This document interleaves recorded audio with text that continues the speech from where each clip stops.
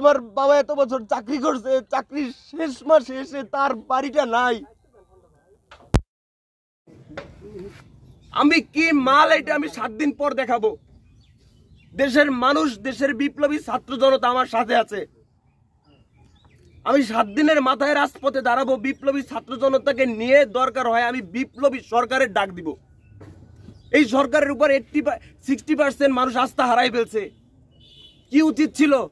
আমরা যারা ফ্রন্টে আন্দোলন করেছি তাদের প্রোটেকশন দেওয়া দরকার ছিল এই সরকারের। ধানমন্ডি 32-এ বুলডোজারের সামনে স্লোগান দিছি, তার উচিত ছিল না? যারা ফ্রন্টে থেকে স্লোগান দিচ্ছে, মিছিল করছে, মিটিং করছে, যারা জুলাই আগস্টে আন্দোলন করছে তাদেরকে আলাদাভাবে কেয়ার করার কখনো চাইছি? জুলাই আগস্ট আন্দোলন করে কখনো উপদেষ্টা হতে চাইছি? দেখাতে পারবেন? কিছু চাইছি, টাকা চাইছি, পয়সা চাইছি, দেশের মানুষের নিরাপত্তা চাইছি, নিজের নিরাপত্তা চাইছি। সেখানে এখন আমার বাড়ি নাই। লাউড অ্যান্ড ক্লিয়ার ভাইয়া, 7 দিনের মাথায় আমি আমার পোড়াবাড়ির রাস্তায় দাঁড়াবো। লাস্ট অ্যান্ড ফাইনাল কথা, আমি 7 দিনের ভিতরে সুষ্ঠু তদন্ত করে, এটা হাসিনা তো লাগাই নাই, এখানের মানুষ লাগাইছে, আওয়ামী লীগ লাগাইছে, ছাত্রলীগ লাগাইছে। আইন শৃঙ্খলা বাহিনীর প্রতি আমি শ্রদ্ধাশীল। সম্ভব, মানুষের পক্ষে আইন শৃঙ্খলা বাহিনীর পক্ষে অসম্ভব কিছু না। দেশের মানুষ আগুন লাগাইছে।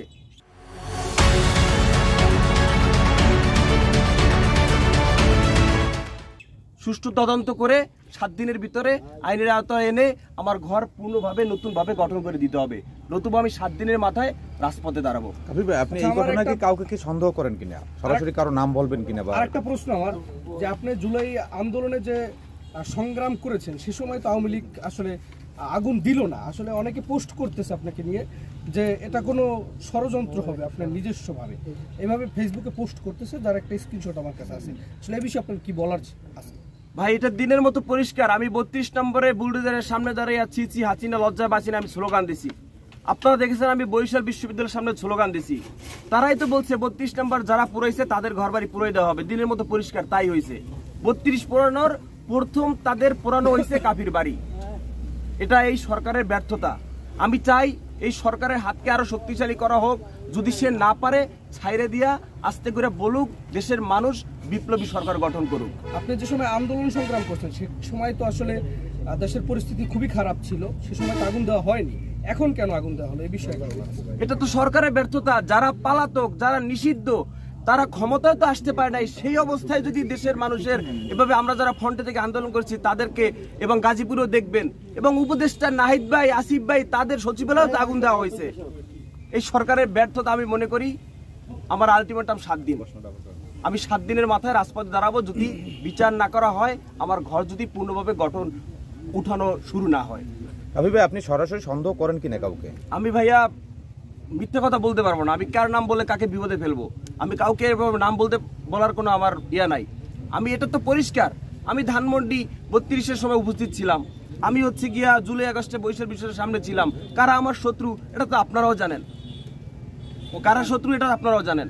ওরা বাহির থেকে দরজাগুলো লক করে দিয়েছে, রশি দিয়ে বাঁধছে, দরজার কয়রার লাগে রশি দিয়ে বাঁধে রেখে তারপর চতুর সাইডে পেট্রোল দিয়েছে, পেট্রোল দিয়ে আগুন দিয়েছে। পেট্রোল দিয়েছে এটা বোঝা যাচ্ছে এইভাবে, যখন এই ঘরের সামনে অর্ধেক পুড়ে গেছে তারা ঘুমেছিল, তখন এই ঘরের যে আমার বেয়াই, আমার বেয়াই যে উনি সজাগ হয়েছে। সজাগ হওয়ার পর আরও 2টা বাচ্চা ছিল, একটা 1 মাসের, একটা ছিল আরও একটা 7 বছরের, আর তার মা আর আমার জামাই, এরা 6 জন ছিল। কিন্তু ওই যখন বেরোইয়া দেখতে আছে টিনের চালের উপরে আগুন দৌড়ি বেঁধে, মানে লেজ বেঁধে আগুন দৌড়াইতেছে, লেজ বেঁধে মানে একটা লেইতে আগুন দৌড়াইতে আছে। তাতে বোঝা যায় যে পেট্রোল মারছে, পেট্রোলের কারণে টিনের উপরে নাইলে তো লেজ বেঁধে আগুন দৌড়বে না, কাটনা তো এই বোঝা গেছে। আর আগুন দিয়েছে কয় সাইড দিয়ে। তখন ওরা ওই ঘুম থেকে বেরিয়ে উঠে যখন ওদেরকে জাগনা করছে, তখন তাকে দরজা টানে, দরজা খুলতেছে না। সামনের দরজা লক হয়ে গেছে, পুড়িয়ে আসতেছে। পিছনে যে 2টা দরজা, ওই দরজা খুলতেছে না। তখন একটা দরজার পিছনে কয়রা ছিল না, ওই দরজাটা একটা রশি দিয়ে একটা করা লাগবে, একটা কপাট খালি ছিল, ওই কপাটটা বাঁধতে পারে না, ওই কপাটটা টানতেছে মন্তর খুলছে, তখন তারা বেরোয় গেছে। কিন্তু আর 2 মিনিট যদি পরে সজাগ হইতো তাহলে একটা লোকের হারের চিহ্ন পাইতাম না, আমরা সবাই এই জায়গায় মৃত্যুবরণ করতো। ন্যাক্কারজনক ঘটনা। আমরা এই ঘটনাকে আমরা খুব তীব্র নিন্দা জানাচ্ছি, এবং সেই সাথে সাথে আমরা প্রশাসনকে আহ্বান জানাচ্ছি যে এই ঘরের পুরানো যারা জড়িত তাদেরকে খুব দ্রুত আইনের আওতায় আনা হোক।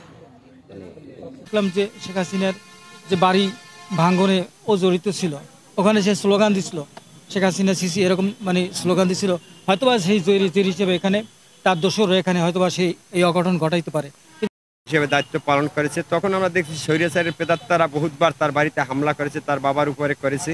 আমার যতটুকু ধারণা যে গত 32-এ ধানমন্ডি 32-এর ভাঙার এই সমন্বয়কের দায়িত্বে ছিল কাফি।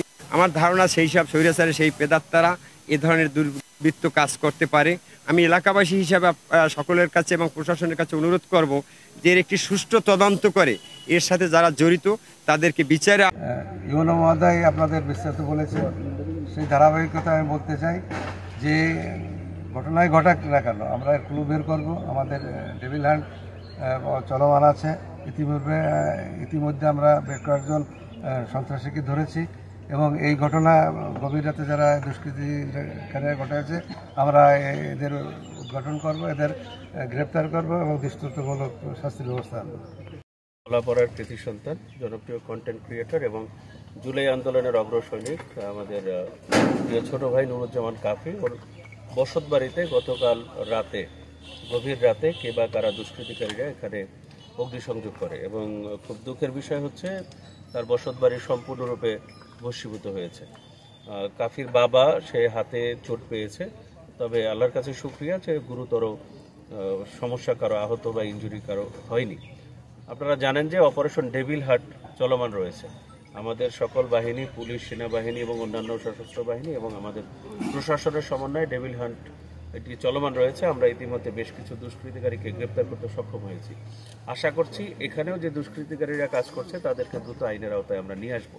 আইন শৃঙ্খলা বাহিনী যথেষ্ট সজাগ রয়েছে। আপনারা জানেন আমরা 10-এর অধিক দুষ্কৃতিকারীকে ইতিমধ্যে গ্রেপ্তার করে ফেলেছি আমাদের কলাপাড়া উপজেলায়। আইন শৃঙ্খলার অবনতি আছে এরকম আমরা বলবো না। আইন শৃঙ্খলা বাহিনী যথেষ্ট অ্যাক্টিভ রয়েছে এবং প্রতিটি ইউনিয়ন, পাড়া, মহল্লাতেই অভিযান চলমান রয়েছে।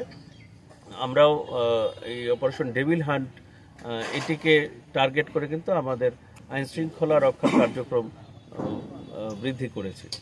আর এখানে যে বা যারাই করে থাকুক আমরা আশা করছি আমাদের পুলিশ বিভাগ রয়েছে, মামলার প্রক্রিয়া চলমান রয়েছে, তার সূত্র ধরে দ্রুতই এর সমাধান আমরা করতে পারব।